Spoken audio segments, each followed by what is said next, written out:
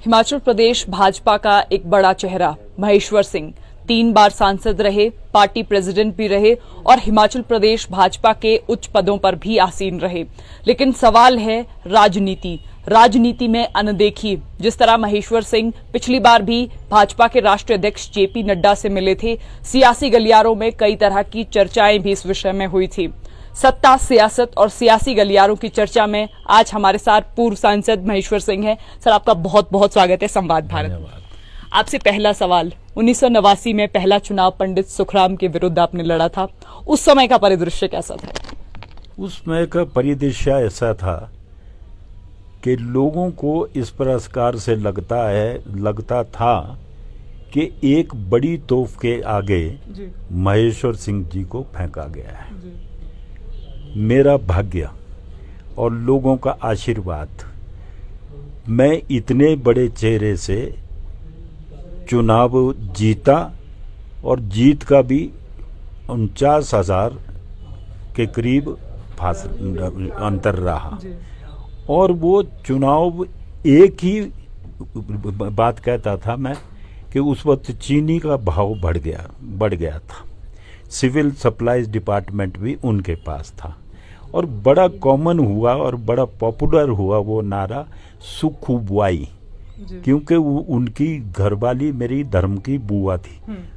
और मेरा भाग्य ऐसा है कि रिश्तेदारी में ही चुनाव लड़े मैंने लोकसभा के। तो मैं कहता था, मैं सुखराम जी से एक ही प्रश्न आदर से पूछता हूँ, सुख बुआई से मीठी खंड के थी पाई। और इस नारे ने मुझे चुनाव जिता दिया। हिमाचल प्रदेश में आपको भाजपा के एक अनुभवी नेता के तौर पर भी देखा जाता है। जब प्रधानमंत्री मोदी हिमाचल प्रदेश भाजपा के प्रभारी थे, आप उस समय शायद सांसद भी थे, तो उस समय प्रधानमंत्री मोदी का दृष्टिकोण कैसा था? क्योंकि पिछली बार हमने देखा कि आपका टिकट कटा, जबकि नाम चर्चा में तो आपका ही नाम था। उनका दृष्टिकोण तो हमेशा ही मेरे ऊपर आशीर्वाद स्वरूप रहा है। जब वो हमारे प्रभारी थे, मेरे बड़े बेटे दानविंदर सिंह की शादी में हमारे आंगन में नाचे हैं। और उस वक्त नड्डा जी हमारे मुख्यमंत्री, धूमल जी मुख्यमंत्री थे, वो भी नाच रहे हैं। और बरागटा जी यहाँ से मंत्री थे, ये सब नाच रहे हैं।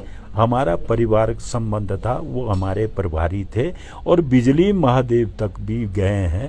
और मैं उनकी जो स्टोरी बन रही है मोदी जी की अब, और उस स्टोरी में भी मैंने उसमें अपनी बात का वर्णन किया है और फोटो भी भेज दी है। कोई याद हो आपको प्रधानमंत्री के साथ आपकी बातचीत हुई थी? किस तरह की बातचीत होती थी? क्योंकि उस समय तो परिदृश्य काफी चेंज था और आज बिल्कुल ही बदल गया है। मैं उनको इस दृष्टि से देखता हूँ कि काम लेने में संगठन में बहुत सख्त, लेकिन अंदर कार्यकर्ता के लिए अगाध प्रेम और श्रद्धा,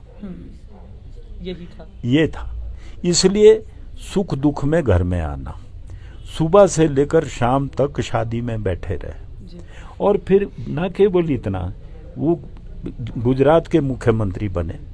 एक बार परिवार के साथ में मिलने गया, वहाँ का मुख्यमंत्री हमारे को द्वार पर आकर पुष्प गुच्छ देता है। कहाँ मैं एक सांसद या एक विधायक कहिए, और कहाँ वो मुख्यमंत्री।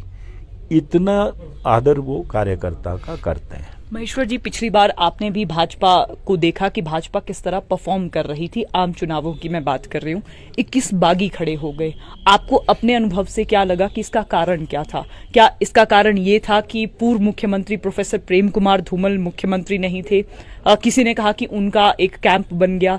और आपने क्या पाया कि क्यों ये बागी खड़े हुए और क्यों भाजपा इनको रोक नहीं पाई? आपसे कोई सुझाव लिया गया था इसमें?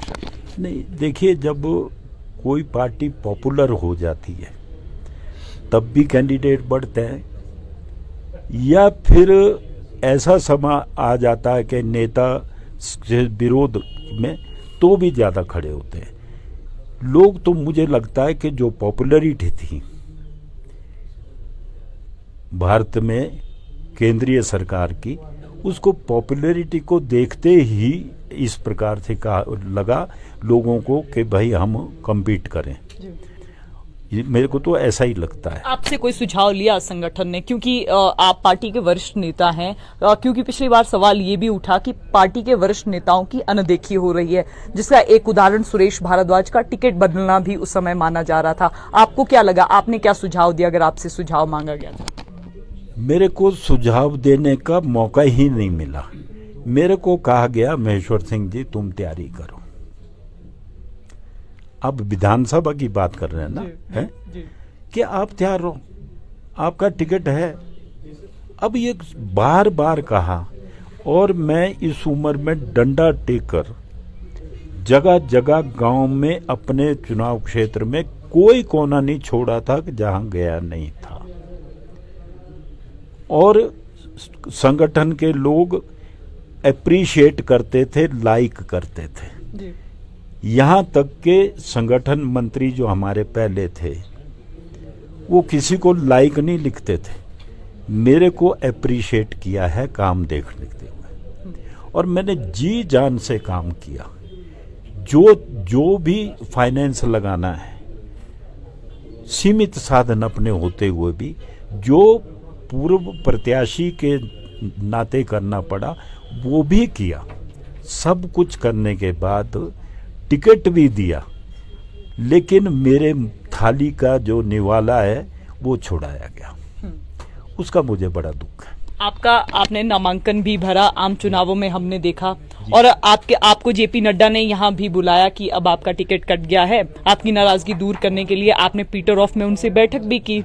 तो उस समय उस बैठक में बातचीत क्या हुई? नड्डा ने आपको कोई आश्वासन दिया या फिर किस तरह की बात उस समय हुई थी? वहां पर पूरी बात सौहार्दपूर्वक वातावरण में हुई। इसके सारे गवाह हमारे जो प्रभारी हैं बिहार से, मंगल पांडे जी थे। मंगल पांडे जी के ही कहने पर आया था। मंगल पांडे जी ने वो बैठक करवाई थी, और उनके सामने ही जो आश्वासन दिया उसको छोड़ दीजिए। जो पब्लिकली आश्वासन दिया है उसका भी वैल्यू है।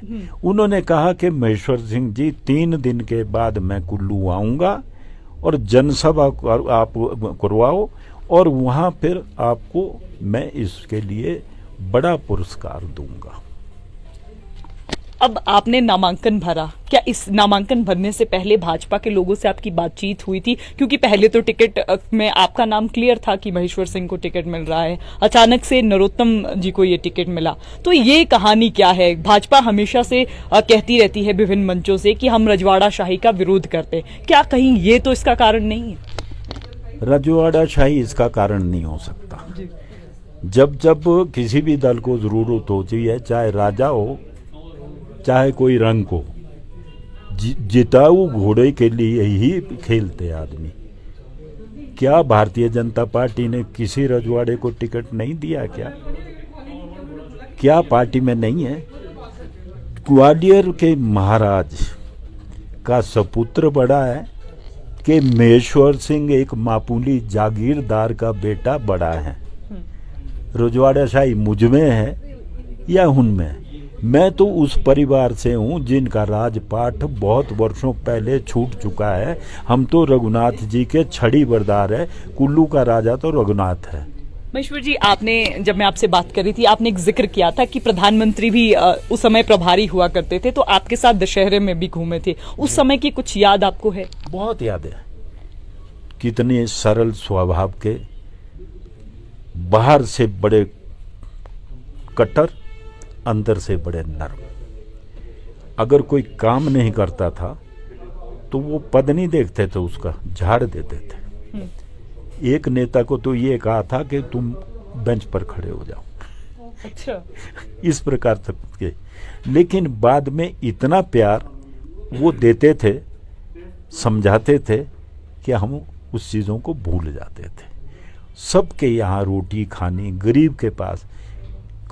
युवराज को मिले एक दिन, तो जो युवराज है तो उनको फकीरू फकीरू बोलते थे। भाई युवराज, तुम फकीरू से युवराज कब हो गए? पुराना नाम। यहाँ आपके ढाबा है दीपक, कि दीपक ठीक है, दीपक भोजनालय। हाँ, दीपक भोजनालय का नाम याद रखा, यहाँ भी दीपक को ढूंढ रहे थे। मतलब छोटे से छोटे कार्यकर्ता को ढूंढना, ये उनकी खासियत है। बात अब राजनीति पे ही आती है, क्योंकि जिस दिन आपको पीटर ऑफ में बुलाया गया था उस समय भी सियासी गलियारों में चर्चाओं का बाजार गर्म हो गया था कि महेश्वर सिंह का टिकट क्यों कटा। महेश्वर सिंह के बेटे की वजह से हो सकता है, क्योंकि हितेश्वर तो बंजार से लड़ना चाहते थे, निर्दलीय प्रत्याशी के तौर पर लड़े थे। उस दिन आपकी नड्डा जी से क्या बातचीत हुई थी? वो उन्होंने कहा कि भाई आप इस अपने बेटे को नहीं बिठा सके, इसलिए भाई आप अब नाम विड्रॉ करो। तो ये बात आई, तो मैंने कहा मैं आपको पहले ही कह चुका था कि बेटे को मत कहना। बेटे को मैं 2 बार पार्टी में लाया, वो दोनों तरफ बाद पार्टी ने ठुकराया, बहू को भी ठुकराया। ये सब बातें हैं, ये संगठन के भी ध्यान में है। और आपके पीछे लगा रहा टिकट मांगने, तो आपने उसको ध्यान में नहीं लिया। तो आज तो वो मेरे तक बात तक करने को तैयार नहीं है, सुनने के तक तैयार नहीं है, तो मैं कैसे मनाऊं? पर दूसरी बात मैंने ये भी कही, क्या ये सारे देश में ही है ऐसा कि किसी का बेटा नहीं लड़ रहा है, या कहीं लड़ रहा है? तो चुप हो गए।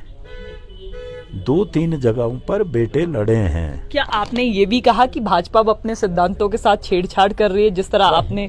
इस प्रकार से तो नहीं बोला, मैंने कहा कुछ उदाहरण हैं और उनके माँ बाप बेटा में कोई डिफरेंसेस नहीं है। यहाँ डिफरेंसेस हैं कि वो मानने को तैयार नहीं है, लोग उसको छोड़ने को तैयार नहीं है, तो मैं क्या करूं? पिछली बार मंडी संसदीय क्षेत्र से चूंकि उपचुनाव हुए थे, प्रतिभा सिंह कांग्रेस से लड़ी थी और खुशहाल भाजपा से लड़े थे। कुछ लोगों ने ये भी कहा और सियासी गलियारों में भी ये चर्चा हुई कि महेश्वर सिंह ने उनका साथ नहीं दिया क्योंकि हॉली लॉज के साथ भी उनकी करीबियां हैं। अब मैं आपसे भी ये जानना चाहूंगी कि ये पूरी खिचड़ी क्या थी? ऐसा है, I am a god fearing person, और मैं देवताओं का भी जो है उतना ही नौकर हूँ। रघुनाथ जी के प्रथम सेवक के नाते सब देवताओं के प्रति मेरा दायित्व है। देवता की बात मैं कभी टालता नहीं। देवता मुझे जो कहे, चाहे परिवार बोले, चाहे संगठन बोले, चाहे पार्टी बोले, मैं देवता का ही आदेश मानता हूँ। उन्हीं देवताओं की वास्ता देकर कहता हूँ कि मैंने ईमानदारी से काम किया। उसके गवाह ब्रिगेडियर साहब भी हैं, घर घर गया वोट मांगे। और ये नरोत्तम जो कैंडिडेट स्वयं अपने मुख से कहा है कि मैं 4000 वोट तक का ये था, आपने अपने नाम से वोट मांगा, तो आज मैं 26,000 वोट लेकर जीता, मैं हारा हूं। तो फिर और क्या, मैं हनुमान तो नहीं हूं, नहीं तो छाती चीर के दिखा देता हूं। या तो फिर एक ऐसा पॉइंट लाइए कि क्यों तुमने अमुक समय में ऐसा नहीं किया। अब कईयों को तो वायरल होती हैं बातें जो वितर्गात करते हैं। एक बात ला दीजिए। एक मंच की बात भी वायरल हुई थी जिसमें रजवाड़ों के विषय में आपके ही पार्टी के नेता ने शायद सवाल उठाए थे, वो क्या था, जरा आप बताइए पूरा किस्सा। नहीं, वो पता नहीं, मेरे लिए तो नहीं बोला था, लेकिन वो शब्द हुआ है, किसी के मुंह से निकला कि अब तो राजे रजवाड़ों को पत्थर से लोग मारेंगे, जूतों से मारेंगे, डंडे से मारेंगे। उस बात को लोगों ने अप्रिशिएट नहीं किया था। देखिए, रिश्तेदारी मेरी वीरभद्र जी के साथ है जी। उसको नकारता नहीं है। एक बहुलाई बड़ी हाँ, जब विवाह जी को, विवाह नहीं, अपनी बड़ी बहू का नाम है मेरे रविजा बहू आई घर में, तो उस वक्त चुनाव लड़ा मैं उसके बाद प्रतिभा जी के साथ। और फिर दूसरी भी लाई रविजा, छोटे बेटे की विवाह, दूसरी शादी की, तो भी वहीं से बहू लाई। उसके बाद वीरभद्र जी के साथ चुनाव लड़ा। इससे ज्यादा वफादारी मैं क्या दिखाऊं? मैं हनुमान नहीं हूं कि छाती चीर कर पार्टी को दिखाऊं। जब मैं रिश्तेदारी में चुनाव लड़ सकता था, और अब भी जो आपका एक और प्रश्न है जुड़ा हुआ कि शायद आपने कहीं प्रतिभा को जीत की तरफ तो नहीं काम किया। प्रतिभा जी की बात लेकर एक हमारे कॉमन रिश्ते में आए थे लोग कि महेश्वर सिंह जी आप तो नहीं लड़ रहे हैं, साथ दीजिए। तो मैंने कहा नहीं लड़ रहा। बोला फिर साथ देंगे? मैंने कहा नो, मैं दगा नहीं करता। जिस थाली में खाता हूं उसमें छेद नहीं डालता। अगर थाली फूट जाएगा तो फेंक दूंगा, छेद नहीं डालूंगा। चलिए, और आपने कहा कि प्रधानमंत्री के साथ भी करीबियां हैं। सुंदरनगर की एक रैली में प्रधानमंत्री आपसे खुद बात करके गए थे। तो महेश्वर सिंह को अब इन चीजों का इनाम अब फिर से कब मिलेगा? क्योंकि बार बार जब चुनाव आते हैं महेश्वर सिंह का नाम चलता है। इस बार भी चूंकि लोग कह रहे हैं कि महेश्वर सिंह को लड़वाना चाहिए भाजपा को, तो अगर इस बार आपको टिकट नहीं मिलता है तो प्लान बी भी आपने सोचा है कि पिछली बार की तरह मान जाएंगे? अब मानने की उम्र चले गई। इसके बाद कहाँ है? इसके बाद क्या है? ये अंतिम समय का काम है। अगर ये टिकट देते हैं तो भी ठीक, और नहीं देंगे तो किसी की वर्करी को नहीं जाना पड़ेगा। मैं थक गया हूं बात कर करके, और ना लोग मेरा विश्वास करेंगे। लोगों का विश्वास भी उठ जाएगा। हाँ, क्योंकि लोग बेचारे मेरे पीछे चलते हैं, और फिर अंत समय में इस प्रकार से करना, ना तो मुझे विश्वास है पार्टी करेगी और मुझे न्याय देगी, और सबसे बड़ा विश्वास मेरे को प्रधानमंत्री जी के ऊपर है। अगर उनके ध्यान में ये बात आती है, निश्चित रूप से वो न्याय देंगे मेरे को। एक आखिरी सवाल, अब डॉक्टर राजीव बिंदल को हिमाचल प्रदेश भाजपा का अध्यक्ष बनाया गया है। भाजपा उससे पहले बार बार कहती रही कि कांगड़ा की अनदेखी हो रही है। आपने शायद कोर जो कमेटी के सदस्य थे उनमें भी पाया होगा कि कांगड़ा को स्थान भाजपा कब देगी, क्योंकि बार बार भाजपा ने कहा कि कांग्रेस ने कांगड़ा की अनदेखी की। अब आप पार्टी के प्रेसिडेंट भी रह चुके हैं, आपको क्या लगता है बिंदल को भाजपा का अध्यक्ष बनाना ये पार्टी का सही फैसला था? नहीं, ये पार्टी का अधिकार है, और जो अधिकार पार्टी का होता है, पहले होता था पार्टी चुनाव में विश्वास करती थी। आर्स वॉज ए पार्टी के डेमोक्रेटिक सेटअप था, उनका चुनाव होता। आपके कहने का अर्थ है कि पार्टी अध्यक्ष के लिए भी चुनाव होते थे? अब है हुए हैं, यहाँ पर हुए हैं। किशोरी लाल जी का और एक और कैंडिडेट थे, उनका मुकाबला हुआ है। यहाँ चुनाव होते थे, यहाँ नहीं, पर पार्टी में पद्धति थी। समहाउ पार्टी ने निर्णय लिया है, जो हम उसको चुनौती नहीं दे रहे हैं, कि राय लेनी, मनोनयन कर देना। और जब मेरे लिए इस बार का टिकट की बात आई थी, इस बार नहीं, जब पिछली बार, तो हेलीकॉप्टर में बक्सा गया था, मत मांगा था। अब मत का परिणाम क्या था तो वो तो मेरे ध्यान में नहीं है, लेकिन हुआ ये था कि वो मत की यहाँ फिर गणना हुई थी, और फिर उसके बाद कुछ और ही हुआ था।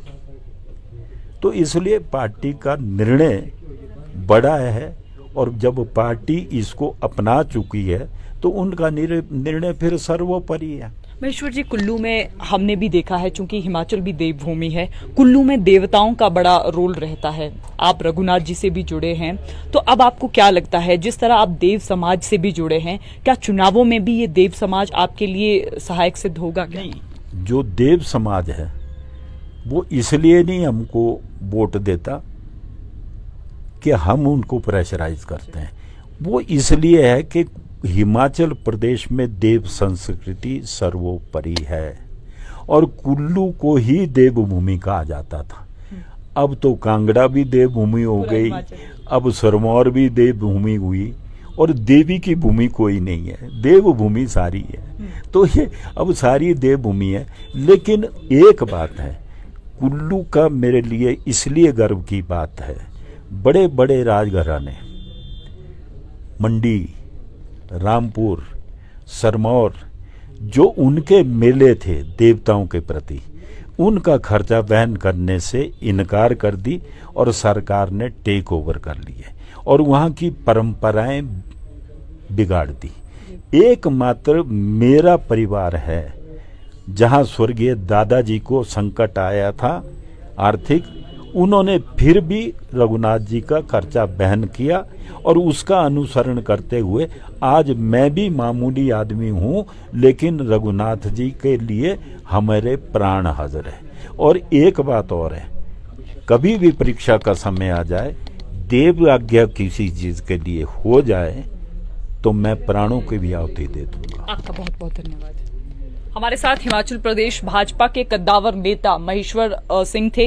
हमने आपको पहले ही बताया कि सत्ता और सियासत में जिस तरह की बातें हो रही थी और जिस तरह की चर्चाएं भी हो रही थी जब महेश्वर सिंह का टिकट कटा था, हमने इन सभी मुद्दों पर महेश्वर सिंह से भी जानने की कोशिश की कि आखिर वो अपने अनुभव से इसकी क्या वजह मानते हैं। तो फिलहाल संवाद भारत के सत्ता, सियासत और सियासी गलियारों की चर्चा में अभी के लिए बस इतना ही। नमस्कार।